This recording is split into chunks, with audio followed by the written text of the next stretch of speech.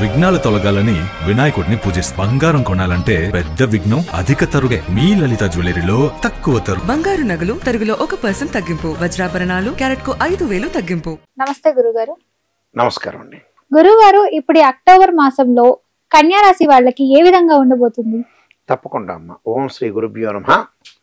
October నెలలో కన్యారాశి వాళ్ళకి ముందుగా మనం ముఖ్యంగా గ్రహగతులు అనేవి ఏ విధంగా ఉన్నాయి, గ్రహగతులు ఏ విధంగా ఉన్నాయి ప్రధానంగా ఒకసారి మనం పరిశీలన చేసినట్లయితే, ఇక్కడ గ్రహగతుల విషయానికి మనం ముఖ్యంగా వస్తే మీనరాశిలో రాహు, కుంభరాశిలో శని, వృషభంలో గురువు, కర్కాటకంలో కుజుడు, ధనస్సులో శుక్రుడు, వృశ్చికంలో బుధుడు, కన్యలో కేతువు, తుల వృశ్చిక రాశుల్లో రవి యొక్క సంచారం జరుగుతుంది. అవును గురుగారు. కన్యా రాశి వాళ్ళకి ప్రధానంగా ఏ విధంగా ఉండబోతుందో మనం చూసుకున్నట్లయితే, భాగ్యస్థానంలో గురువు యొక్క సంచారం వల్ల భూములు కొనుగోలు చేయటం, గృహాలు కొనుగోలు చేయటం, ప్రయత్నములు అనుకూలంగా చేయటం, బంధుమిత్రులతోటి అనుకూలంగా కలగటం, నూతన వ్యాపార ప్రయత్నాలు అనుకూలించటం, జాయింట్ వ్యాపారాలు కూడా బాగా లాభాలు రావటం, ముష్టాన్న భోజనం చేయటం,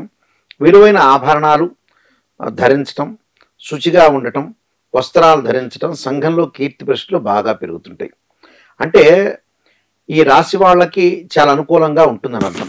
అలానే చతుర్థ స్థానంలో శుక్రుడి యొక్క సంచారం వల్ల స్థిరాస్తుల అభివృద్ధి కలగటం, స్త్రీ సౌఖ్యము, వాహన సౌఖ్యాలు కలగటం, భోగభాగ్యాలు, అలానే కులాచారాలు పాటించడం ఎక్కువగా ఉంటుంది. అంటే ఇవన్నీ కూడా శుక్రుడి యొక్క సంచారం వల్ల జరుగుతుంది. అంటే వివాహ ప్రయత్నాలు కూడా సఫలీకృతం కావటం, ఏదైతే మనం వివాహం అనేది అనుకుంటామో అలాంటి ప్రయత్నాలన్నీ కూడా చాలా అద్భుతమైన రిజల్ట్స్ వచ్చే అవకాశాలు ఎక్కువ ఉంటాయి. అంటే వివాహము, శుభకార్యక్రమాల నిర్వహణ, శుభకార్యక్రమ నిర్వహణే కాకుండా వాటిల్లో పాల్గొనటం కూడా జరుగుతూ ఉంటుంది. అంటే శుక్రుడి యొక్క సంచారం అనేది చాలా బాగుంటుంది. అలానే వీళ్ళకి ముఖ్యంగా తృతీయ స్థానంలోకి రవి వస్తాడు. ఎప్పుడు వస్తాడు? అక్టోబర్ మధ్యలో. తృతీయ స్థానం రవి రావటంలో ఉద్యోగ భద్రత, నిరుద్యోగులకు మంచి ఉద్యోగాలు రావటం, ఉద్యోగంలో ప్రమోషన్లు రావటం, స్థానచలనం జరగటము, అనుకున్న పనులన్నీ కూడా వీళ్ళు సక్సెస్ అయ్యే అవకాశాలు ఎక్కువగా ఉంటాయి. అంటే ఈ గ్రహం వల్ల వాళ్ళకి సక్సెస్ కావటం ఎక్కువగా ఉంటుంది. అంటే రవి వల్ల అనుకూలమైన ఫలితాలు జరుగుతాయి.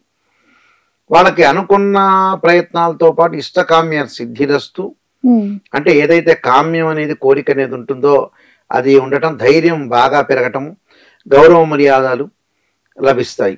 తృతీయ స్థానంలో బుధుడి యొక్క సంచారం వల్ల కొత్త వ్యాపారాలు ఏవి ప్రారంభం చేయకూడదు, ఉన్న వ్యాపారాన్ని కొనసాగించుకోవాలి.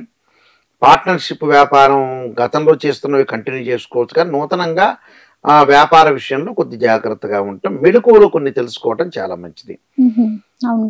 దానితో పాటు వీళ్ళకి లాభస్థానంలో కుజుడున్నాడు. లాభస్థానంలో కుజుండటం వల్ల రియల్ ఎస్టేట్ కానీ, కన్స్ట్రక్షన్ కానీ, వ్యవసాయ సంబంధించిన విషయాల్లో కానీ, తర్వాత భూములు కానీ, కోర్టు సమస్య, లావాదేవీల విషయంలో వీళ్ళు ఏదైతే అనుకుంటారో ఆ ప్రయత్నం అంతా కలుగుతుంది. ఆ ప్రయత్నం అంతా సఫలీకృతం అవుతుంది కుజుడి యొక్క ప్రభావం వల్ల. అలానే కుజుడి యొక్క ప్రభావం వల్ల వాళ్ళకి పని వాళ్ళకి కానీ, ఇల్లు కన్స్ట్రక్షన్ చేసే మేస్త్రీలకు కానీ, తర్వాత యంత్ర ఆయుధ కర్మాగారంలో పనిచేసే వ్యక్తులకు కానీ, అన్నదమ్ముల మధ్యలో ఏదైనా గొడవలు ఉంటే అవన్నీ తగ్గిపోతాయి. అంటే కోర్టు కూడా పిత్రార్జితం బాగా కలిసి రావటం, ఏదైతే కోర్టు సమస్యలు ఉంటే ఆస్తిపాస్తుల లావాదేవీలు షేర్ చేసుకునే అవకాశాలు ఎక్కువ ఉంటాయి. భూ సంబంధమైన వ్యవహారాలు వాళ్ళకి అనుకూలంగా వచ్చే అవకాశం. రియల్ ఎస్టేట్ రంగం వాళ్ళు కూడా ఇల్లు అమ్ముతుంటారు, కొంటుంటారు, వాళ్ళు కన్స్ట్రక్షన్, వాళ్ళందరికీ కూడా మంచి లాభాలు కలుగుతాయి. అంటే కుజగ్రహం అనేది కూడా చాలా బాగుంది. ఇక్కడ కుజుడు బాగున్నాడు, గురువు బాగున్నాడు, శుక్రుడు బాగున్నాడు, అక్టోబర్ మధ్యలో రవి కూడా బాగున్నాడు. అంటే ఈ గ్రహాలన్నీ బాగున్నాయి. మరి మిగతా గ్రహాల యొక్క సంఖ్య ఏమిటి? సప్తమ స్థానం రాహు ఉండటం వల్ల విదేశాలకు వెళ్ళాలనుకుంటారు, ఏదో ఒక ఆటంకం కలుగుతుంటుంది. అలానే అక్కడ అదే వేరే దేశంలో ఉండే దేశ పౌరసత్వం లభించాలనుకుంటారు, వాళ్ళకు కూడా చిన్న చిన్న ఆటంకాలు కలిగే అవకాశాలు ఉంటాయి ఎక్కువగా. అంటే ఏదో దగ్గరికి వచ్చినట్టు వచ్చి విదేశాలకి ప్రయాణం చేయటం కానీ, దూర ప్రయాణాలు చేయటం కానీ, ప్రయాణాలు చేసేటప్పుడు కొన్ని ఒత్తిళ్లు కలగటం, ప్రయాణాలు చేయలేకపోవటం, అలానే వృత్తి ఉద్యోగంలో ప్రమోషన్లు అయితే వస్తాయి కానీ ఏదో మనం చేయాలనుకుంటాము, చేయలేకపోతాం. అంటే శరీరంలో కొంత అనారోగ్యత కూడా కలుగుతుంది 7వ స్థానం రాహు ఉంటే. అంటే కాళ్ళకి చేతులకు కొంచెం దొరదలు, తిమ్మిర్లు, పని లేని ప్రయాణాలు, ఇలాంటివి కొన్ని కలగటం జరుగుతుంటుంది. కేతు వల్ల కూడా దూర ప్రాంతాలకి వెళుతూ ఉంటారు. ప్రయాణం చేసేటప్పుడు కొంత అలసటగా భావించటం, సరైన వ్యక్తులను సరైన సమయంలో మనం కలుసుకోలేకపోవటం, నిరుత్సాహం, నిస్పృహ కలుగుతుంటుంది. అంటే ఈ రాహుకేతులలో ఇలాంటి సంఘటనలు, ఇన్సిడెంట్ జరుగుతూ ఉంటాయి.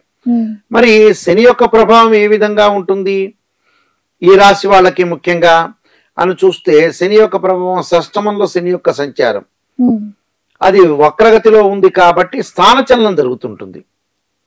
స్థానచలనం జరగటము, తర్వాత ముందుకు వెళ్ళలేకపోవటము, అక్కడి నుంచి అక్కడ ఇళ్ళు మార్పులు, గృహాల మార్పులు, వాహనాల మార్పులు కొన్ని జరుగుతూ ఉంటాయి. ఈ రవి వల్ల కూడా ఏం జరుగుతుందంటే, ద్వితీయ స్థానం రవి ఉంటాడు అక్టోబర్ 1వ తారీఖు నుంచి మధ్య వరకు కూడా. ఈ రవి వల్ల కూడా తల సమస్యలు, తలకి సంబంధించిన సమస్యలు, నేత్ర వ్యాధులు అంటే కంటికి సంబంధించిన వ్యాధులు, చెడు స్నేహాలు, అలసట ఒకటి, ఉద్యోగ భద్రత కూడా ఆ సమయంలో అవసరం అవుతుంది వాళ్ళకి. అంటే ఇవన్నీ కూడా గ్రహాల యొక్క ప్రభావం వల్ల ఇవన్నీ కూడా ఏర్పడుతుంటాయి. కాబట్టి ఇవన్నీ అనుసరించాలి, మనం చాలా జాగ్రత్తగా ఉండాలి. అలానే స్త్రీ సౌఖ్యము, వీళ్ళకి మిగతావి వాహన సౌఖ్యాలు, భోగభాగ్యాలు అనుభవించడం, కులాచార వ్యవహారాలను పాటించడం, అన్ని స్త్రీలతోటి సంపర్కం చేయటం, అలానే స్త్రీ మూలకంగా, భార్య మూలకంగా కూడా ఆస్తులు సంక్రమించే అవకాశాలు ఎక్కువ ఉంటాయి. అభివృద్ధి కలుగుతుంది. అంటే చేయి వృత్తి ఉద్యోగాల్లో ఆశించిన లాభాలు కలుగుతాయి. కుటుంబ సౌఖ్యము, శుభ కార్యక్రమాలు అనుకూలంగా జరుగుతుంది. భార్య బిడ్డల మూలకంగా కూడా సుఖము, సౌఖ్యము బాగా పెరగటం ఒకటి అనుకూలంగా. కొంచెం ప్రయాణాలు చేసేటప్పుడు కొద్దిగా జాగ్రత్తగా ఉండాలి. నూతన వ్యక్తుల యొక్క పరిచయాలు కూడా బాగా జరుగుతాయి. అయితే కొన్ని పరిహారాలు చేసుకుంటే కన్యా రాశి వాళ్ళకి అనుకూలంగా ఉంటుంది. ఎలాంటి పరిహారాలు చేస్తే మంచిది గురుగారు ఈ రాశి వారు? కన్యా రాశి వాళ్ళు ముఖ్యంగా వాళ్ళు పరిహారం చేయాల్సింది ఏమిటి అని అంటే, నీరాంజన సమాభాసం రవిపుత్ర యమాగ్రజం ఛాయామార్తాండ సంభూతం తమ నమామి శనైశ్వరం అనే మంత్రాన్ని, ఆరోగ్యం కుదుటపట్టడానికి, బాగుండటానికి, శరీరే జర్జరీభూతే వ్యాధిగ్రస్తే కళేబరే ఔషధం జాహ్నవీతోయం వైద్యో నారాయణ అనే మంత్రాన్ని, అంటే మినుములు, నువ్వులు, అలా నల్లని వస్త్రము, నువ్వుల నూనె, మేకు, అలానే ఏదైతే నీలంకరం వస్త్రము, మినుములు, ఇవి దానం చేయటం చాలా మంచిది. దానం చేయటం వల్ల చాలా మంచి ఫలితాలు వచ్చే అవకాశం ఖచ్చితంగా ఉంటుందమ్మా. చాలా చక్కగా చెప్పారు గురుగారు, ధన్యవాదాలు. నమస్కారం.